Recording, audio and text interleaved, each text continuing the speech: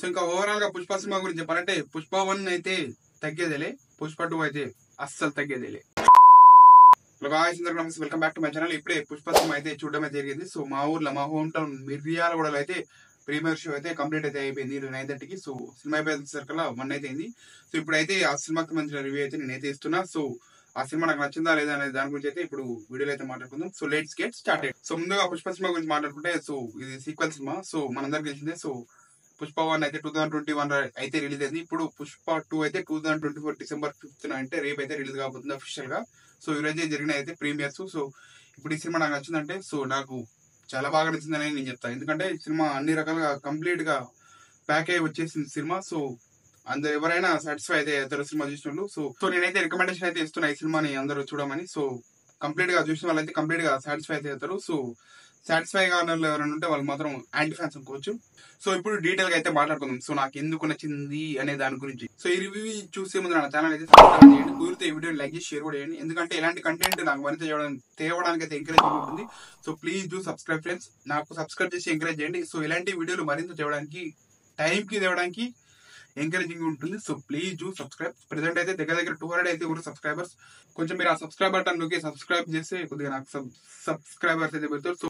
So ఇప్పుడు పుష్ప 2 ఏంటి special అంటే, సో సేమ్ అదే ఈగో క్లాషెస్. సో కాకపోతే కొద్దిగా ఎక్స్ట్రా మెంబర్స్ అయితే యాడ్ అవుతారు ఈ సినిమాకి, అదే బోనస్.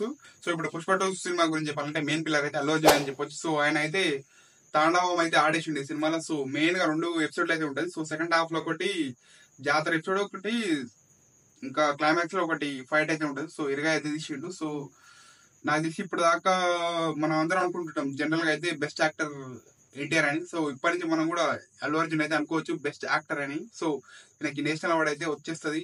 సో అల్లు అర్జున్ గురించి ఏం చెప్పినా తక్కువనే అవుతుంది ఈ సినిమా గురించి. సో అంత కష్టపడ్డాడు తెలుస్తుంది ప్రతి ఫ్రేమ్ లా. సో ఎస్పెషల్లీ ఆ జాతర ఎపిసోడ్ లో మాత్రం ప్రతి ఎక్స్ప్రెషన్ నాకు నన్ను తాకింది ఆ ఎక్స్ప్రెషన్ అయితే. సో అంత బాగా నాకైతే నచ్చింది ఆ యాక్టింగ్.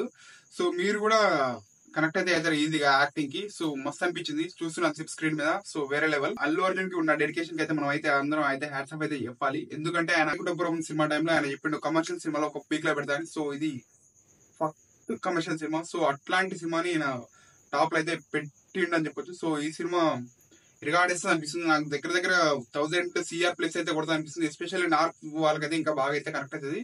సో అల్లు అర్జున్ గురించి ఇంకా వివరంగా చెప్పాలంటే, సో స్టార్టింగ్ నుంచి ఎండింగ్ వరకు ప్రతి సీన్ లో ప్రతి షార్ట్ లో ఆయన అయితే ఎలివేట్ అయితే అవుతుండు. సో ప్రతి ఆయన నుంచి వచ్చే డైలాగ్ మాత్రం, ప్రతి ఎక్స్ప్రెషన్ మాత్రం సో మనకి మస్తు అనిపిస్తుంటది. ఇంకా పుష్ప 2 సినిమా గురించి మాట్లాడుకుంటే డైరెక్టర్ సుకుమార్ గురించి అయితే మాట్లాడుకోవాలి. సో ఇంత రాస్టిక్ గా తీస్తాడు అనుకున్నాం ఆల్రెడీ ఆయన అయితే ప్రూవ్ అయితే చేసిన రంగస్థలం తోటి, పుష్ప 1 తోటి. సో పుష్ప 2 లా ఆయన మ్యాజిక్ ఏం చేసిందంటే, సో ఇది నార్మల్ కమర్షియల్ సినిమా కాకపోతే ఈయన టేకింగ్ తోటి అది వేరే లెవెల్, నెక్స్ట్ లెవెల్ కి అయితే తీసుకెళ్ళలేదు. సో సినిమా మొత్తం డ్రామానే ఉంటది. ఓ పెద్ద ఫైట్లు ఉంటాయి, 2-3 ఫైట్లు అయితే ఉంటాయి. ఎక్సెప్ట్ ఆ సీన్ తప్పించి సినిమా మొత్తం అయితే డ్రామానే ఉంటది చాలా వరకు. సో ఆ డ్రామాని ఎంత ఎంగేజింగ్ గా తీసుకెళ్ళిండంటే అంత ఎంగేజింగ్ గా తీసుకెళ్ళిండు. సో అందుకని ఈయన కూడా హ్యాట్స్ ఆఫ్ అయితే మనం చెప్పొచ్చు. సో సుకుమార్ గారు మీకు కూడా హ్యాట్స్ ఆఫే. సో ఇలాంటి సినిమాని, ఒక నార్మల్ స్టోరీని ఇంత పకడ్బందీగా తీసి దాన్ని ఎక్స్క్యూట్ చేసి ఇచ్చినందుకు. సో చిన్న ఎలిమెంట్స్ ఉంటాయి. సో అవి మాత్రం చాలా బాగా అయితే చూపించిండు. సో ఎస్పెషల్లీ హీరోయిన్ మధ్యలో వచ్చేసింది మాత్రం చాలా బ్యూటిఫుల్ గా అయితే ఉన్నాయి, చాలా రొమాంటిక్ అయితే ఉన్నాయి. సో జనరల్ పీపుల్ అయితే వాటికైతే కనెక్ట్ అవుతారు అనిపిస్తుంది, అనిపించడం నిజమే అది. సో ఇంకో 3వ విషయం గురించి మాట్లాడుకోవాలంటే, రష్మిక మందన ఈ సినిమాలో చాలా బ్యూటిఫుల్ గా అయితే కనపడింది. సో స్క్రీన్ మీద ఉన్నంతసేపు అయితే చాలా అందంగా అయితే ఉంది ఆవిడ. సో ఎస్పెషల్లీ హీరోయిన్ మధ్యలో వచ్చే ట్రాక్లు కూడా చాలా బాగా తీసింది. ఎస్పెషల్లీ సెకండ్ హాఫ్ లో వచ్చే జాతర ఫైట్ తర్వాత చిన్న డ్రామా ఉంటుంది. సో అది ఆ సీన్ ని ఎలివేట్ చేసింది రష్మిక మందనే. సో మనకి చూసినంతసేపు ఆ సీన్ అయితే చాలా బ్యూటిఫుల్ గా అయితే ఉంది. సో మస్తు చెప్పింది డైలాగ్స్. సో చాలా బ్యూటిఫుల్ గా ఉంది. అలాగే బ్యూటిఫుల్ పెర్ఫార్మెన్స్ కూడా ఇచ్చింది ఈ సినిమాలో. సో ఆవిడకి ఈ సినిమా ప్లస్ పాయింట్ కాదు, ఈవిడే ఈ సినిమాకి ప్లస్ పాయింట్ అయ్యింది అని చెప్తాను నేను. సో ఇంకా 4వ విషయం గురించి మాట్లాడుకోవాలంటే, అది ఫహద్ ఫాసిల్ గురించి చెప్పాలంటే, సో ఆయన చెప్పే డైలాగ్స్ ఆయన ఈగోస్టిక్ కామెడీ విలన్ లెక్క అయితే అయిపోయి పుష్ప 2లో. సో చాలా బాగా అయితే అది వర్కౌట్ అయితే అయింది.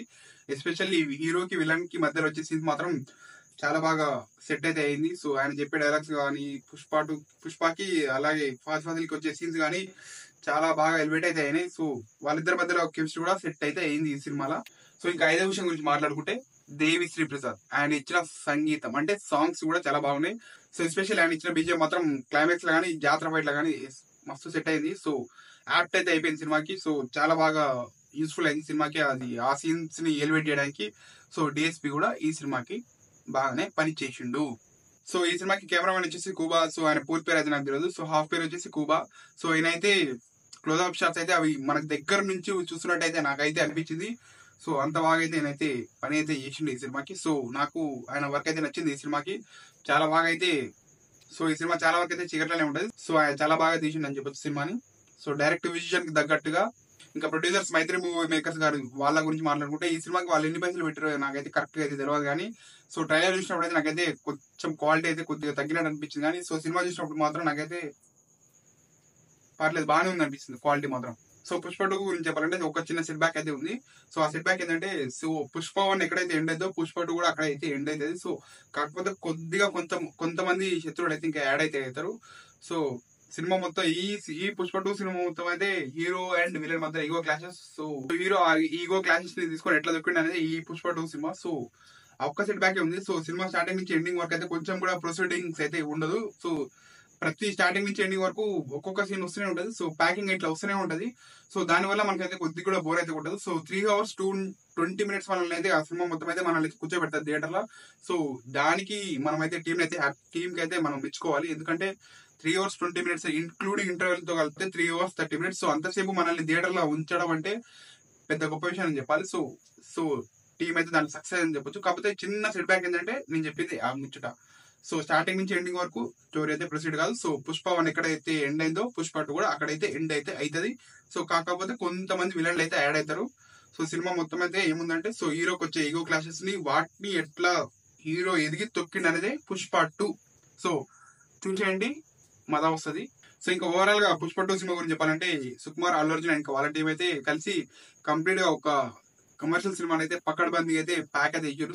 సో ఒక ఫ్యామిలీ ప్యాక్ బిర్యానీ అని చెప్పొచ్చు. సో దీంట్లో అన్ని ఉంటాయి. ఎస్పెషల్లీ నార్త్ వాళ్ళకి మాత్రం మస్తు కనెక్ట్ అవుతుంది. ఎందుకంటే హీరో సినిమా మొత్తం విమలన్ అవుతాడు. సో దట్స్ ఇట్ గైస్, ఇది ఇవాళ పుష్ప 2 కి సంబంధించిన రివ్యూ. మళ్ళీ వేరే రివ్యూలు అయితే కలుద్దాం. అంతవరకు సెలవు. జై హింద్.